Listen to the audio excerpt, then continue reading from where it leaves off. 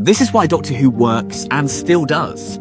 It wasn't just the monsters, or the time machine, or the explosions. It was something far more. It was the idea that anyone, from anywhere, could matter. That the universe is big, scary, and beautiful. And that love wins over violence. It didn't just entertain us, it inspired us to write stories, to build props, to pick up a camera. That's why it still matters. That's why we're still here.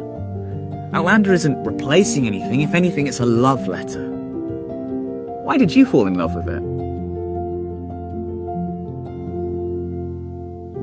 I think I better leave right now before I fall any deeper. I think I better leave right now. That was lovely.